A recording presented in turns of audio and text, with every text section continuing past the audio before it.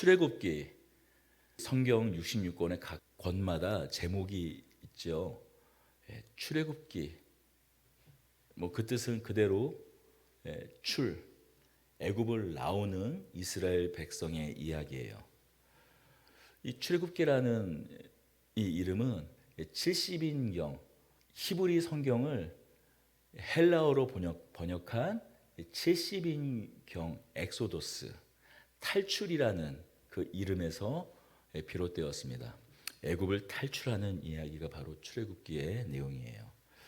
하지만 원래 히브리 성경 각 권의 제목으로는 히브리 성경 각 권은 모든 성경이 모든 성경의 각 권의 제목이 그렇지는 않았어요. 그런데 많은 경우에 종종 각 권 그 책의 첫 단어를 성경의 이름으로 정하곤 했어요. 창세기는 히브리어로는 베레시트, 태초에라는 이름이 바로 창세기의 이름입니다. 베레시트 엘로힘, 태초에 하나님께서 어떤 일을 하셨는지 소개하는 책이 창세기예요. 그렇다면 이 출애굽기의 이름은 무엇인가? 그리고 그 이름들이라는 제목이, 그리고 그 이름들이라는 이 제목이 출애굽기의 원래 제목이에요. 우리가 그리고 그 이름들이라는 데에서 우리가 한번 살펴볼 수 있는, 우리에게 또 그 제목이 우리에게 주는 시사점이 있습니다. 그리고로 시작해요. 그리고. 그러니까 그리고 이전에 또 어떤 이야기가 있었다는 얘기죠. 어떤 이야기일까요? 창세기라는 이야기죠. 창세기가 태초에 하나님께서 세상을 창조하시고 창조하신 또한 이 세상 가운데 사람을, 하나님을 대신하여 만드시고 그것도 많은 사람 중에 한 사람 아브라함을 택하셔서 하나님 나라를 이루어 가시겠다라고 하는 그 구체적인 세상 처음 시작에 있었던 그 이야기들이 태초에 창세기의 내용이었다면, 그리고 그 택한 아브라함, 그리고 이삭, 그리고 야곱, 그 야곱의 12아들들이 애굽에 내려가게 되어서 어떤 일이 있었는가? 그리고 이제 이어지는 이야기가 바로 출애굽기, 그리고 그 이름들입니다. 오늘 읽은 출애굽기에서는 야곱의 12아들들, 야곱의 허리에서 난, 야곱에게서 난 12아들들의 이름이 이렇게 소개돼요. 루벤과 시므온과 레위와 유다와 이사갈과 스불론과 베냐민과 단과 납달리와 갓과 아셀이요, 야곱의 허리에서 나온 사람이 모두 70이요 요셉은 애굽에 있더라. 요셉과 그 모든 형제와 그 시대의 사람은 다 죽었고. 우리 7절 같이 읽겠습니다. 이스라엘 자손은 생육하고 불어나 번성하고 매우 강하여 온 땅에 가득하게 되었더라. 이 7절에서 보면 가나안의 흉년을 피해 내려갔던 야곱의 아들들, 먼저 요셉의 형들에 팔아 노예로 끌려갔지만 총리가 된 요셉이 불러들인 가나안의 흉년을 피해 이곳에서 잠시 머물라고 해서 그 머물게 됐던 그 야곱의 자손들이 오늘 7절 말씀과 같이 이스라엘 자손은 생육하고 불어나 번성하고 매우 강하여 온 땅에 가득하게 되었더라. 온 땅에 가득하고 번성하고 생육하고 불어나서 온 땅에 가득하게 되었다라는 말로 이렇게 시작되고 있어요. 자, 우리가 이 7절 이스라엘 자손은 생육하고 불어나 번성하고 매우 강하여 온 땅에 가득하게 되었다라고 말씀하는 이 대목에서 번뜩 떠오르는 하나님의 말씀이 있지 않나요? 생육하고 번성하여 땅에 충만하라. 창세기에 있는, 창세기 1장에 있는 하나님께서 창조하셨을 때 사람을 만드시고 사람을 향하여 말씀하신 창조의 언약, 창조 언약, 창조의 약속이 들어 있어요. 창세기 1장 27절 28절은 어떤 말씀입니까? 하나님이 자기 형상 곧 하나님의 형상대로 사람을 창조하시되 생육하고 번성하여 땅에 충만하라, 땅을 정복하라, 바다의 물고기와 하늘의 새와 땅에 움직이는 모든 생물을 다스리라 하시니, 하나님의 자기 형상, 하나님의 형상대로 사람을 창조하시되 생육하고 번성하여 땅에 충만하라라고 말씀하셨어요. 이 창조의 약속, 이 창조의 언약이 다시 한번 확인되는 대목이 어디입니까? 창세기 12장 2절이에요. 내가 너로 큰 민족을 이루고 내게 복을 주어 내 이름을 창대하게 하리니 너는 복이 될지니라. 내게 복을 주어 내 이름을 창대하게 하리니, 큰 민족을 너를 통해서 이루겠다라고 말씀하신 그 약속으로 다시 확인됩니다. 너는 생육하고 번성하여 땅에 충만하라. 그 단어가 지금 어디요? 1장 7절에 그대로 나타나고 있어요. 이스라엘 자손은 생육하고 불어나 번성하고 어떻게 해요? 온 땅에 가득하게 이 세상 가운데 충만하게 되었다고, 그 약속이 이루어진 것을, 이 애굽 땅에서 이루어진 것을 보여주십니다. 하나님의 약속, 신실하신 하나님의 약속이 아브라함과 그 이삭과 야곱, 그리고 그 야곱의 12 아들들을 통하여서 지금 이 애굽 땅에서 성취된 겁니다. 생육하고 불어나 번성하고 매우 강하여 온 땅에 가득하게 되었습니다. 그런데 우리 8절을 읽어봅시다. 8절 읽겠습니다. 요셉을 알지 못하는 세왕이 일어나 애굽을 다스리더니, 요셉을 알지 못하는 세왕이 일어나 애굽을 다스리더니. 여러분, 세상 역사가 진행될 때 우리는 반드시 기억할 것은 무엇이냐면, 하나님의 약속은 반드시 성취된다라는 거예요. 반드시 이루어진다라는 거예요. 그러나 하나님의 약속도 이루어지지만 하나님의 약속이 이루어지는 것만큼 세상도 저항한다라는 거예요. 이 세상 신도 저항한다라는 거예요. 이 세상 정신도 저항한다라는 거예요. 하나님의 뜻, 하나님의 계획, 하나님의 약속에 대적한다라는 겁니다. 구체적으로 어떻게 해요? 요셉을 알지 못하는 한 왕이 애굽을 다스리게 됩니다. 이때 왕은 누구인가? 여러 가지 다양한 주장들이 있어요.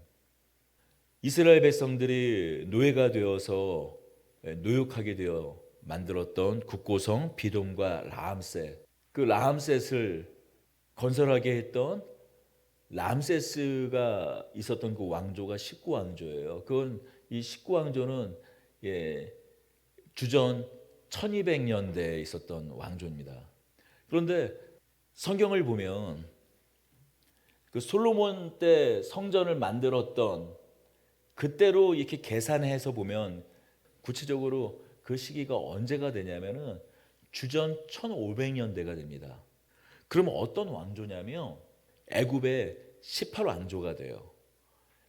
왜냐하면 이 18왕조의 특징은 뭐냐면 그 이전의 왕조가 토착 민족이 세운 왕조가 아니라 힉소스 왕조, 곧 우리가 성경에서 가나안의 그 해족속이라고 말하는 히타이트 족속, 그들이 애굽 땅에, 이집트 땅에 쳐들어와서 세운 왕조가 그 이전의 17왕조였거든요. 오늘 본문에서처럼 요셉을 알지 못하는 세왕, 또 이 말씀의 근거에서 이제 그 이전의 히타이트 민족이, 헷 족속이 세운 왕조가 아니라 새로운 왕조가 등장해서 요셉을 알지 못하는 새로운 왕조가 시작돼서 그 땅에 번영을 구가하고 있는 그 이스라엘 민족이 오히려 타민족과 손을 잡아 자신들을 공격할 것에 대한 두려움을 가지고 이스라엘을 노예화했다라는 그런 주장이 또한 오래전부터 보수적으로 또 설득력 있게 주장되었던 주장입니다. 또 그것이 좀 서툴력이 있는 것이 뭐냐면 히타이트 족속, 그 해족속은 셈족이에요. 이스라엘 족속과 같은 셈족이에요. 그러니 이스라엘 백성들에게 더 친근하고 친화적인 정책을 펼칠 수밖에 없었죠. 더군다나 요셉이 총리가 된 이후에 이전과는 전혀 또 다른 번영을 이집트가 구가했습니다. 하지만 이제 새로운 왕조가 등장한 이후에 이제 더 이상 이스라엘은 그들을 향해서 친화적인 정책을 펼칠 이유도 없을 뿐더러 더군다나 그들은 셈족으로 이전에 이집트를 지배하던 해족속과 이 히타이트 족속과 또 가까운 사이였기 때문에 18왕조를 시작한 이 투트모스 1세에게는 두려움과 근심의 대상이었던 거죠. 저는 뭐 전통적으로 보수적으로 이렇게 바라보던 그 입장을 저도 취하고 있어요. 그렇게 이스라엘이 강성하고 번영한 것을 두려워한 이 새로운 왕, 그가 누구이든 간에 그가 한 일은 무엇입니까? 그래요. 그가 투토모스 1세 18왕조인가 19왕조의 그 람세스 그 왕인 것보다 더 중요한 건 그 새 왕, 애굽의 새 왕이 한 일이 더 중요합니다. 이스라엘 백성들을 노예로 부렸다라는 거예요. 하나님께서는 그 약속을 이루셨어요. 창세기 1장에서 말씀하신 그 창조의 언약을 이루셨습니다. 그가 택한 한 사람 아브라함, 그리고 이삭, 그 야곱, 더 구체적으로는 야곱의 12아들을 통해서 그 약속을 이루셨어요. 하지만 하나님의 약속이 성취되었음에도 불구하고 그에 발맞춰 이 세상이 그 약속에 반하는 일도 일어났습니다. 생육하고 번성하여 땅에 충만한 그들을 죽이려고 하는, 하나님을 믿는 그 언약 백성을 죽이려고 하는, 없애려고 하는 대적하는 일도, 이 세상이 대적하는 일도 함께 시작되었다라는 거예요. 그래요. 하나님의 아들 예수 그리스도께서 다시 이 땅 가운데 오시는 그날까지 이 일은 계속될 것입니다.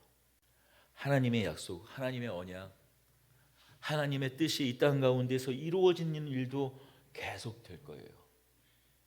그러나 하나님의 약속, 하나님의 그 언약의 수레바퀴가 돌아가는 그 반대편에는 한편 하나님의 뜻, 하나님의 그 계획을 대적하려는 그 하나님의 이 역사 가운데 면면이 흘러가는 하나님의 이 역사의 수레바퀴를 멈추게 하려는 세상의 일도 끊임없이 일어날 것입니다. 세상의 도전도 계속 일어날 것입니다.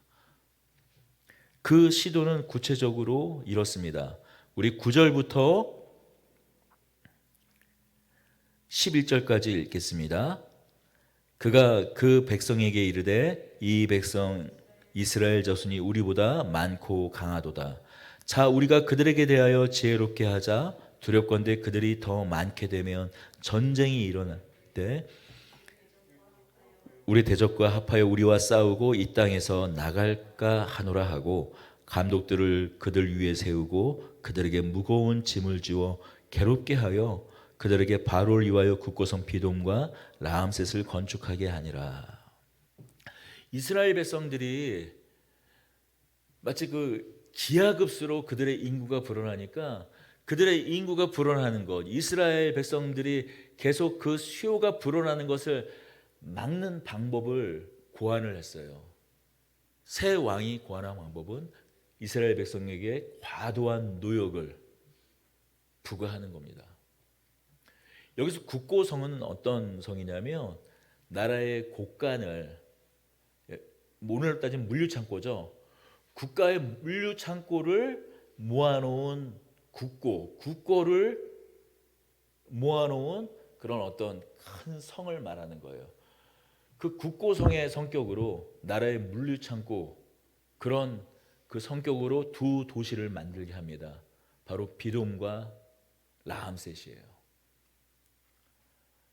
고된 노역에 부과되니 이스라엘 백성들이 이전처럼 가정을 돌보고 자손을 낳고 하기 힘들어질 거라고 이 왕은 생각했던 겁니다. 그렇잖아요. 하루 종일 힘들게 일하고 나면 지쳐서 뭐 다른 생각을 할 겨를이 없지 않습니까? 그것을 노리고 이스라엘 백성들을 노예로 삼아 국고송 비돔과 라암셋을 짓게 합니다. 새로운 왕조의 이 왕의 계획은 어떤 계획입니까? 하나님의 뜻을 반하는 거였어요. 하나님의 뜻을 대적하는 거였습니다. 하나님께서 사람을 창조하시고 복을 주신 그 내용이 무엇이라고요? 먼저는 땅에 생육하고 번성하여 땅에 충만하는 것입니다. 그런데 지금 이 애굽의 새 왕의 계획은 무엇입니까? 생육하고 번성하여 땅에 충만한 그것을 가로막는 것이에요. 하나님께서 사람을 창조하셨을 때 가장 먼저 세우셨던 하나님의 계획과 뜻, 그것을 거스르는 것입니다. 그것을 방해하는 것입니다. 그것을 대적하는 것이 바로 애굽의 새 왕의 계획이었어요. 이것은 곧 누구의 계획입니까? 사단 마귀의 계획이에요. 하나님의 복을 누리고 하나님의 약속을 따라 번성해 나가는 사람들을 가로막으려는 것, 아니 그들을 없애는 것이 곧 사단의 계획 아닙니까? 그러니 지금 이 새 왕은 누구를 상징하는 인물입니까? 이스라엘 백성들이 하나님의 뜻에 따라 생육하고 번성하고 있는 사람들이라면 지금 그것에 대적하고 있는 이 바로 왕은 곧 사단의 대리인 것입니다. 대리인인 것이죠. 우리도 마찬가지입니다. 우리는 이 땅에서 하나님께서 하시는 놀라운 많은 일을 신자로 살아가면서 경험하게 될 거예요. 놀라운 하나님의 축복을 경험하게 될 겁니다. 그러나 반드시 기억해야 될 것 한 가지는 무엇인가? 우리가 하나님께서 주시는 축복을 이 땅 가운데서 누리는 것만큼이나 그것을 대적하는 일들을, 마치 그것이 뒤집어지는, 그것이 마치 다 엎어지는 것 같은 일들을 만나게 될 거예요. 그럴 때 우리는 놀랄 필요가 없습니다. 바로 그것이 우리가 마주하게 될 세상이기도 합니다. 그 일은 예수 그리스도께서 다시 오시는 그날까지, 그 마지막 그 종말의 날까지 계속 이어질 것이에요. 이렇듯 하나님의 약속이 성취되고 있음에도 불구하고 여전히 또 이스라엘 백성들 그들의 삶 가운데 이러한 긴장이, 이러한 역경이, 이러한 어려움이 있는 이유는 또 무엇일까요? 우리가 한 가지 또한 생각해 볼 수 있는 것은 하나님께서 약속하신 그 약속의 말씀에서 찾아볼 수 있어요. 우리가 창세기 1장 27절 28절 우리가 창조 언약이라고 말씀하는 그 말씀과 창세기 12장 2절 아브라함 언약이라고 하죠. 아브라함을 불렀을 때 내가 너로 큰 민족을 이루고 내 이름을 창대하게 하겠다. 너로 복이 되게 하고 너를 통해서 민족을 이루겠다라고 말씀하신 그 아브라함 언약 이후에 그것을 다시 한번 확인하시는 말씀이 창세기 15장에 있습니다.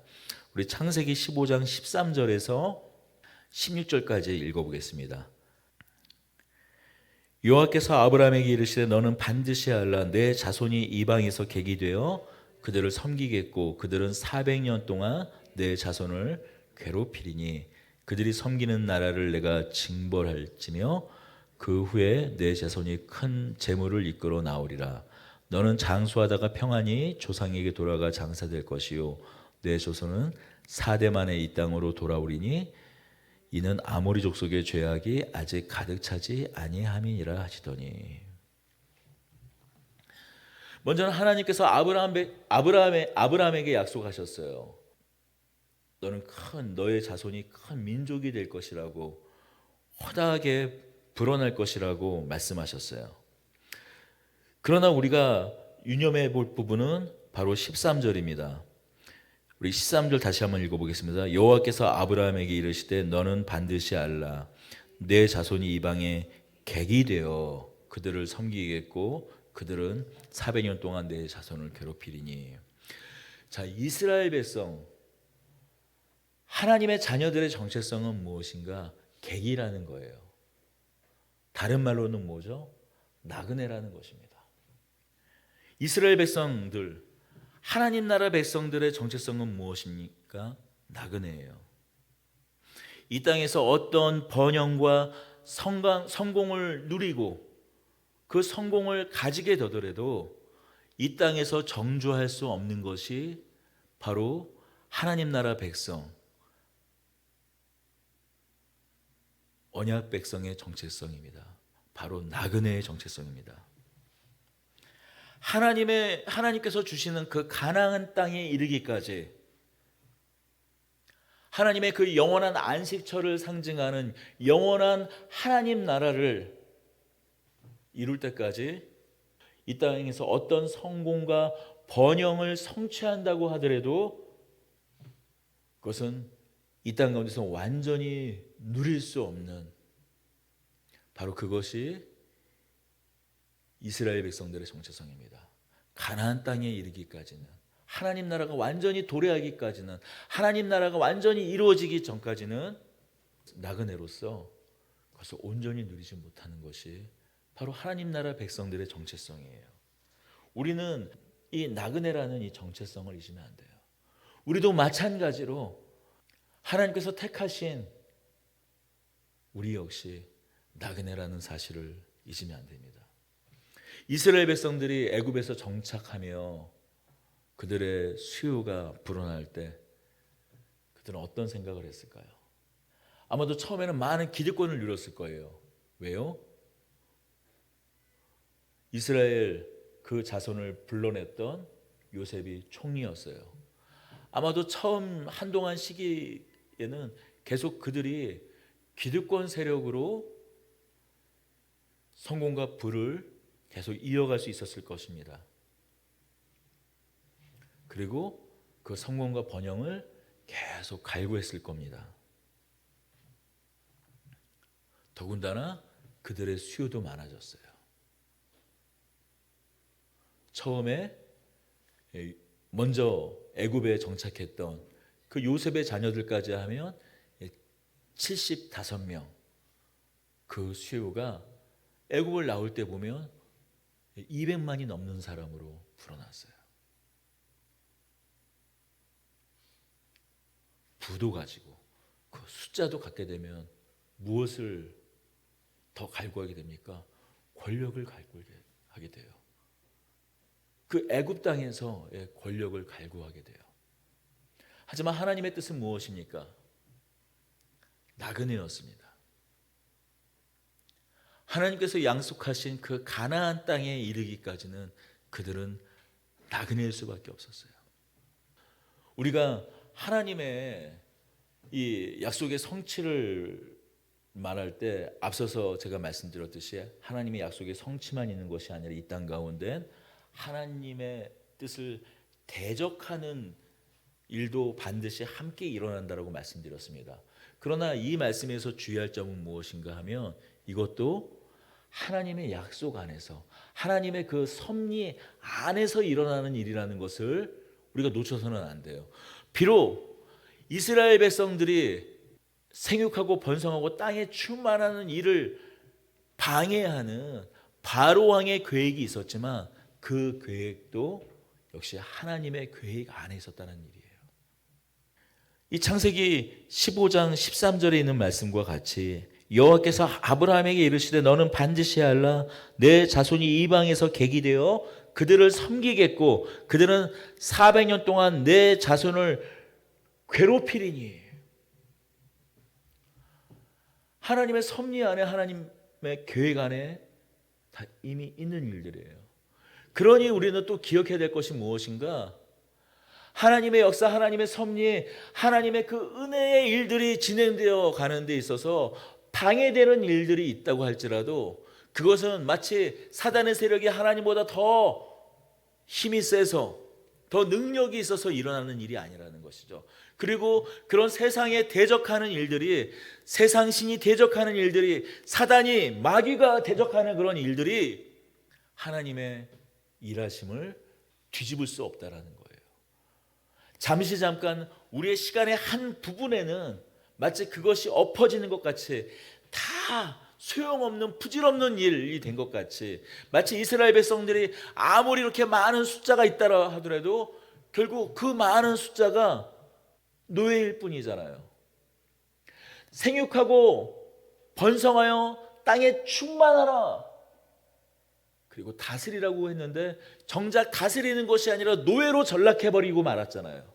그러면 거기서 생육하고 번성해서 땅에 충만한 일들이 무슨 소용이 있겠느냐?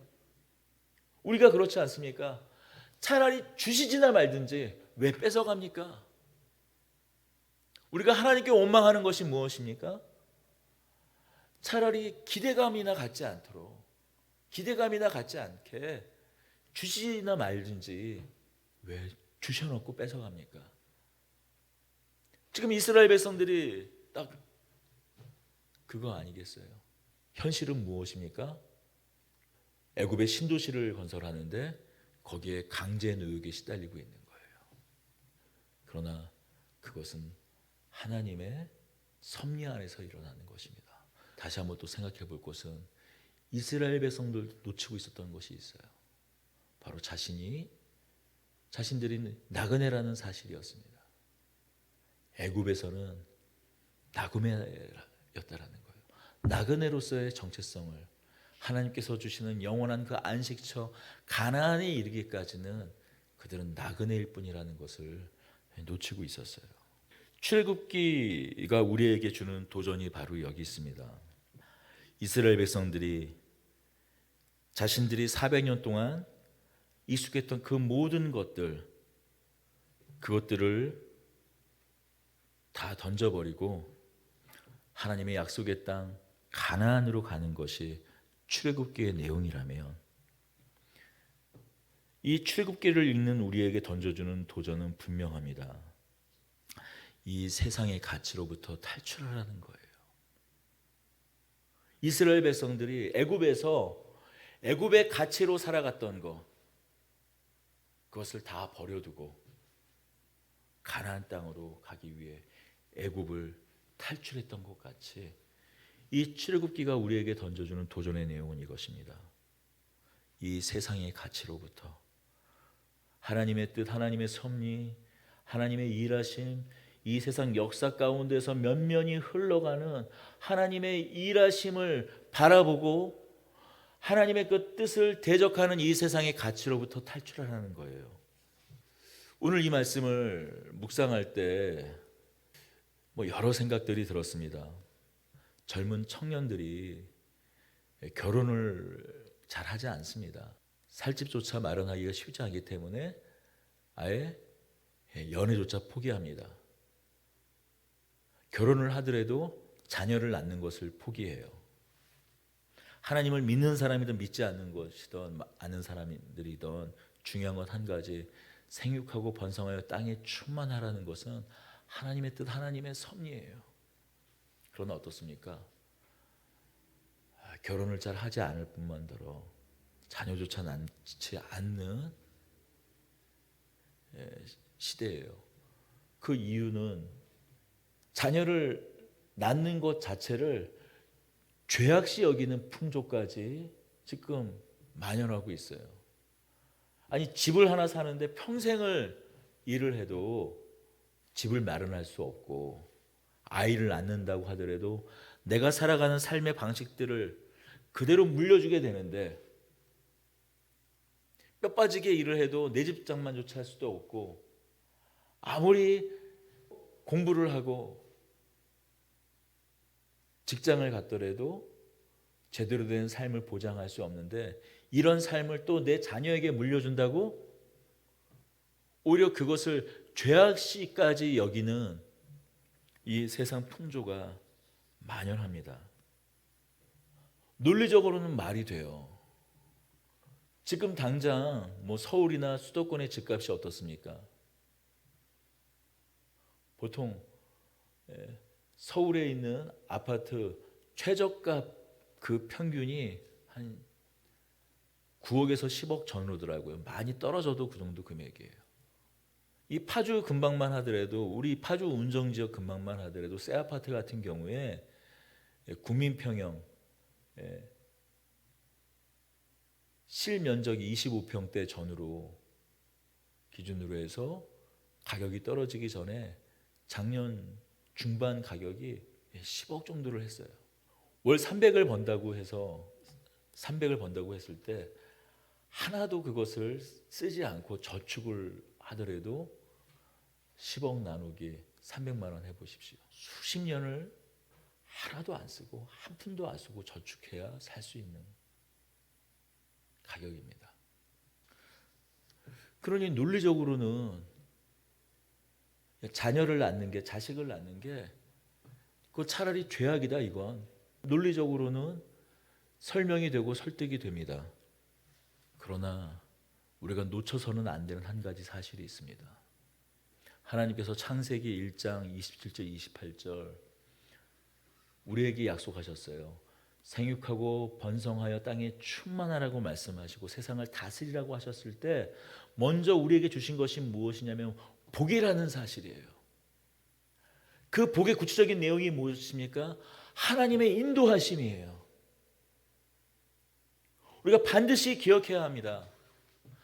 생육하고 땅에 번성하여 땅에 충만하는 것, 다스릴 수 있는 것, 그게 우리의 힘과 우리의 의지가 아니라 우리와 함께 동행하시는 하나님이 계시다. 하나님이 인도하실 것이다. 하나님께서 함께 하실 것이다. 우리 인생을 채우는 그 구체적인 내용이 무엇인가? 하나님의 복, 하나님의 인도하심이라는 거예요. 만약 하나님의 인도하심, 하나님께서 우리와 동행하신다라는 것, 하나님께서 함께 하신다라는 것, 만약에 이것이 없다면은 이 세상에 어떻게 세상을 우리가 살아갈 수 있겠어요? 자녀를 어떻게 안심하고 낳을 수 있겠습니까? 너무나 슬픈 한 가지 사실은 무엇이냐면 이런 가치관, 이런 생각들이 비단 믿음이 없는, 하나님을 믿지 않는 사람만이 아니라 믿음을 가진 사람들조차도 그 안에 깊숙이 만연해 있다라는 거예요. 이거는 뭐 최근의 일만이 아닙니다. 제가 예린을 낳고 나서 제가 예전에 사역했었던 그 교회, 그 당시에는 이제 전도사는 아니고 일반 성도였었을 때 얘기예요. 일산으로 이제 이사 와서 한 교회를 다니게 됐는데 셋째 예린이를 낳고, 그때 이제 모자실에는 남자가 들어가면 안 되는데 그냥 모자실에 있으면 좀 편하니까 바닥에 앉아서 그냥 거기 있었어요. 그런데 한 집사님이, 그땐 예승이 때도 4명을 낳은 것도 아니고 3명이에요. 예린이까지 3명이니까 이렇게 말하는 거야. 셋을 어떻게 키워요? 그리고 돌려서 한참 말하지만 너무 무책임하다고. 아니 하나만 낳아서 그 모든 그 에너지 역량을 잘 집중해가지고 키워야지.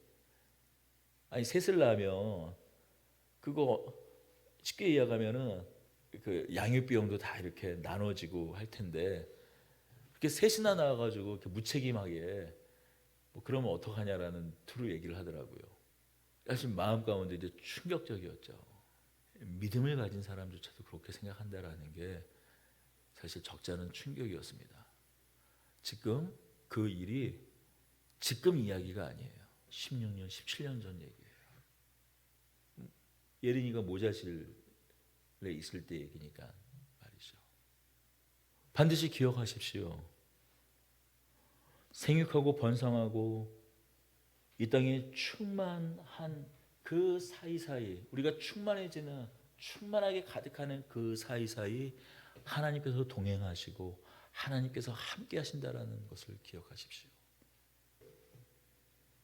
오늘부터 나누는 것이 출애굽기예요. 애굽, 이집트가 상징하는 것이 무엇입니까? 이집트 하면 딱 떠오르는 게 뭐예요? 이집트 하면 딱 떠오르는 거 피라미드 아니에요. 왕을 정점으로 해서 수직적으로 계급화되어 있는 사회 시스템, 구조, 그것이 피라미드 시스템입니다. 그리고 애굽의 시스템만이 아니라 맨 밑에 노예를 기초로 해서 계속 한 계단 그래서 수직적으로 왕을 정점으로 하는 그런 이 피라미드 시스템, 사회를 이끌어가는 이 피라미드 구조 시스템은 비단 애굽의 시스템이 아니라 그 이후의 모든 나라와 국가의 시스템이에요. 아니 이렇게 무책임하게 여럿을 낳으면 어떡하냐고 이렇게 핀잔을 하는 그 내용은 무엇입니까?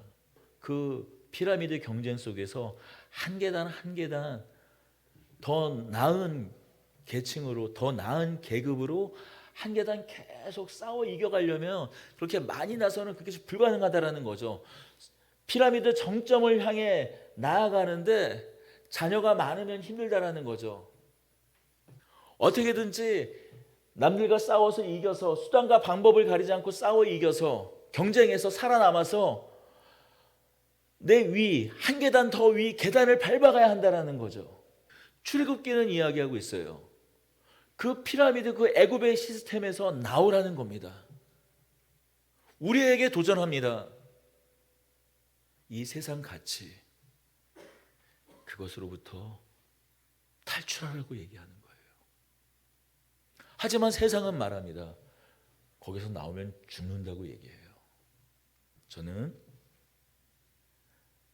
그 탈출해서 기도원에 가고 수도원에 가고 교회에서만 붙어 살라고 하는 얘기 아니에요. 직장도 다니지 말고 다 때려치우고 기도원에 가서 기도만 하라는 것이 아니에요. 우리 삶 가운데 우리가 이 세상의 가치에서 떠나고 벗어나고 그것에 저항하고